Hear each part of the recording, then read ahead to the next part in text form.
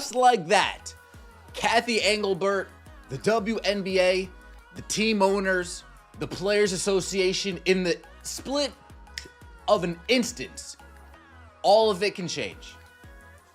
In a split instance, all of it can change. If this injury does anything, it should be a wake-up call to the WNBA, the Players Association, the team owners, that just like that, all this fanfare, all this interest, all this newfound attention on the league can disappear overnight. The WNBA seemed to think teams could keep knocking Caitlin Clark around every night and fans would keep cheering like nothing happened. But that idea blew up fast. After Clark got hit hard like it was a playoff war, fans did not stay quiet. They got angry and started talking boycott. The league wanted tougher play, but now it is dealing with a full-on backlash. Funny how pushing around your biggest draw can turn. It was just announced that Caitlin Clark will be out a minimum of 2 weeks with a quad injury. Could this injury have been prevented? Can the Indiana Fever win without her? And what does this mean for the WNBA? The WNBA probably expected a smooth and quiet season. That was never going to last. Right when everything looked perfect, ratings climbing, jerseys selling out, and every Fever game feeling like a major event, everything changed. Clark is now out, and fans are reacting like the whole league just got flipped upside down. Behind the scenes, the WNBA is clearly feeling the pressure while still trying to act like everything is. Get in the back. We know Caitlin Clark was lost yesterday to an injury for at least 2 weeks. Now, the thing about it is they're going to reevaluate in 2 weeks.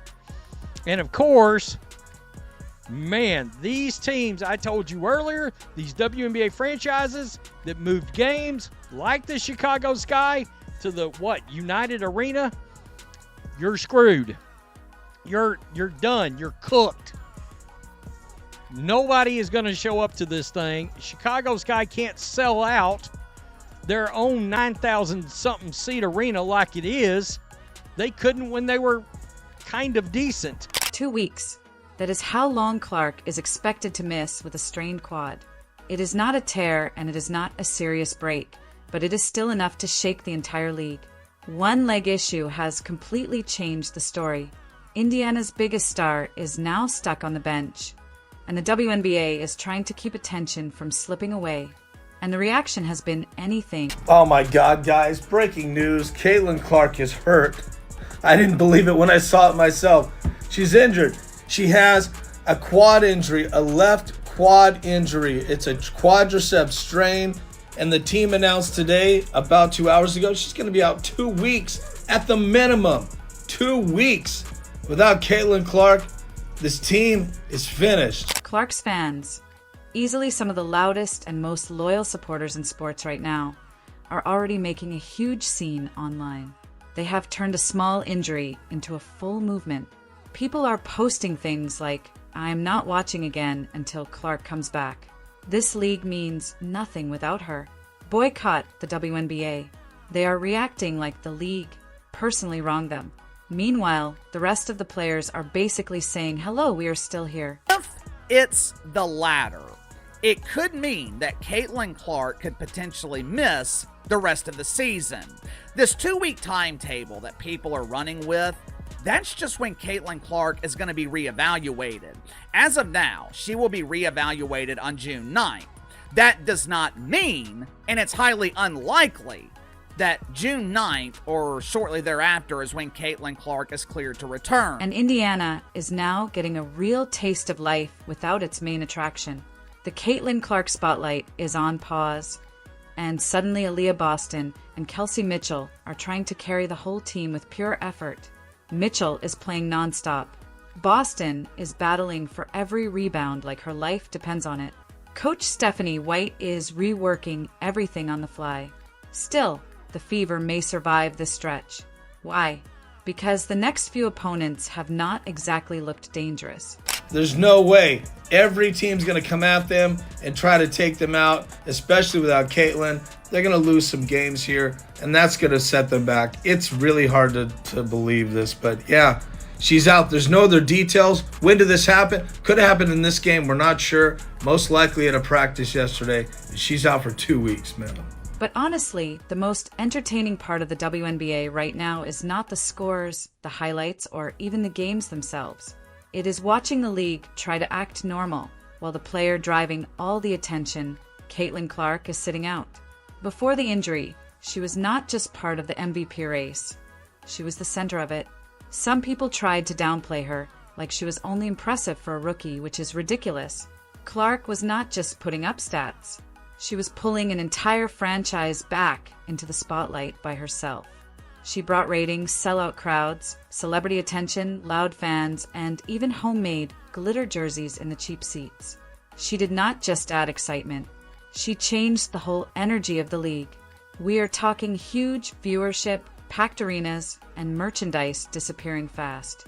And now that she is out for a bit, people want to act like the MVP race is suddenly wide open. Breaking WNBA news. Caitlin Clark is out for a minimum of 2 weeks with a quad strain, and our next question is, what does this mean for the Fever? So Cece is going to be missing the second Sky rematch since playing them the first weekend of the season, which is definitely a bummer, but on the bright side, this injury doesn't seem too bad. It's just some quad tightness. But fear not, Fever fans. We talked to Caitlin earlier this month, and she doesn't seem too worried about the depth of this roster. So I think our depth is probably what I would worry about the most. You know, if somebody doesn't have it one night, you're just going to the next person on the bench and the next person. And, you know, we're going to have to be able to find a way to use that to the best of our ability. Caitlin seems like she has faith in her team, but we will see how this squad performs on the court without their number one player. Back in Indiana, the Fever are quietly adjusting, and this stretch could actually help them in the long run.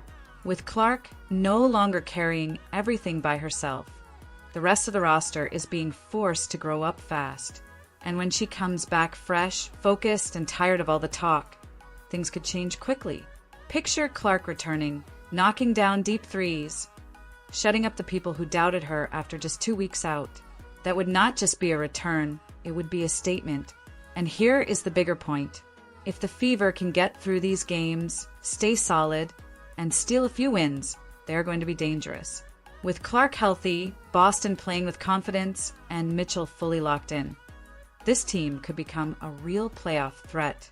So yes, Caitlin Clark is out for now, but the WNBA keeps moving. Maybe even with more attention now, because every storyline is heating up at once. MVP talk, young stars, fan fights.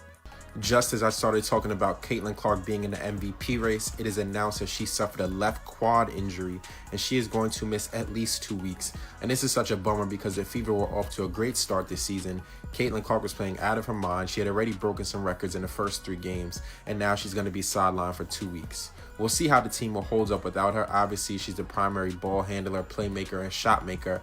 So we'll see what happens. Hopefully they can sustain and just hold even at 500 or better, and she can get back and keep them in playoff contention. So to the fans saying they are done with the league until their favorite star comes back, here is the truth. Without Caitlin, watching the WNBA feels like showing up after the main attraction is already gone. Yes, there is still talent across the league, but the energy drops, the buzz fades, and the drama does not hit the same. Go ahead and keep posting angry messages from your Clark corner at home, because right now the WNBA is not really growing. It is just getting through this moment. And when she returns, it will feel bigger than just another game. It will feel like the event people have been waiting for. That is the strange part right now. The games may look cleaner, but fewer people care. No viral hard fouls. No nonstop arguments over whether play was tough defense or way too much. Without Clark taking hits every few minutes, the online noise has cooled off. And that may be exactly what worries the league most, because drama brings attention. Let's be honest, ratings jumped more when Clark got hammered than when someone made a perfect smart play. Headlines did not blow up over a great scoring night. They blew up when Clark got hit and people called it outrageous. The WNBA has been riding that chaos for attention. And now that the center of it is out, the league is probably watching the numbers very closely. And yes, the merch side feels it too. Clark jerseys are not moving the same way now, and people tracking sales are definitely feeling the pressure. If she ends up missing a long stretch, it would be a real problem for ticket sales and overall buzz. Turns out she's human after all, Dan. She's going to be out for at least a couple of weeks, it appears. Yeah, you know what's interesting about Caitlin Clark? Remember last year, she played in the Final Four. Right after that, she went immediately to the WNBA. Draft came, season started, and, didn't miss a beat. And all of a sudden, she got a little rest and comes back, gets a little banged up. And now fans are doing what fans always do, overreacting and turning every comment section into a mess. A lot of them keep saying she should have gone to Europe, as if that somehow would have stopped an injury from happening. Because sure, the obvious answer to getting hurt is to leave the country and play somewhere else. That logic makes no sense. Still, the Europe argument keeps coming up. And yes, the money overseas can be better. Yes, fans there can treat top players like stars. But Clark did not join the WNBA to take the easy road. She came to take control of the league. And that was never going to be simple when some players go at her hard and others act like they're not watching everything she does. And while we are at it, this break has also been rough for the Clark haters. They were just getting comfortable with their routine.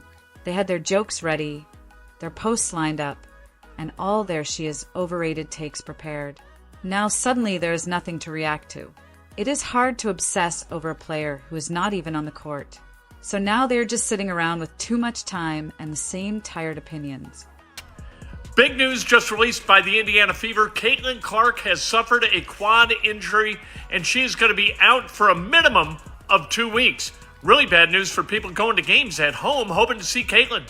Meanwhile, Angel Reese is clearly taking full advantage of the spotlight.